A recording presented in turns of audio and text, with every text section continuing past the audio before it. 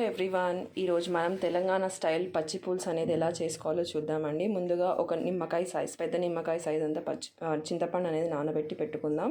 ఇప్పుడు 2 పచ్చిమిరపకాయలు తీసుకొని అవి స్టవ్ మీద ఇట్లా కాల్చుకుందామండి. చూడండి, ఇలా కాల్చినాక వీటిని తీసి పక్కకు పెట్టుకుందాం. ఇప్పుడు ఇందులో 1 టీ స్పూన్ అంత జీలకర్ర దంచుకోవాలి.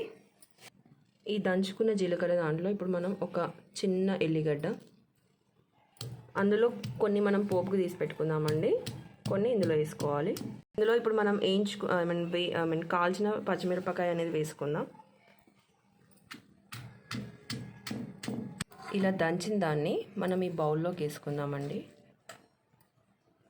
కచ్చా పచ్చాగానే దంచుకోవాలి. ఇప్పుడు ఈ పులుసు అనేది ఇట్లా పిసుక్కోవాలండి. మంచిగా పిసుక్కొని గిన్నెలో పోసుకోవాలి.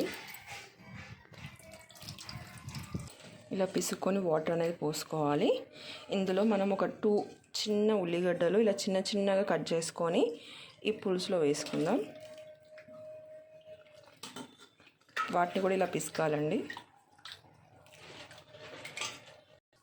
ఇందులో హాఫ్ టేబుల్ స్పూన్ అంత సాల్ట్, కొంచెం కొత్తిమీర. ఇప్పుడు పోపుకి వేసుకుందామండి. దీనికోసం ముందుగా బాండీ పెట్టి ఇందులో కొంచెం ఆయిల్,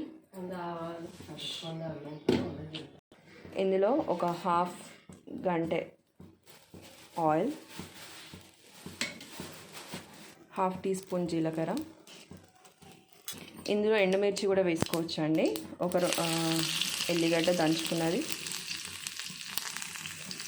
ఒక 2 రెమ్మల కరివేపాకు, కొంచెం పసుపు, చిటికెడు పసుపు.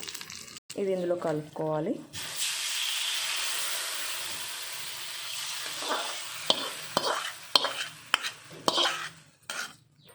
అంతే అండి, ఈజీ సమ్మర్ స్పెషల్ పచ్చిపులుసు అనేది రెడీ అయిపోయింది.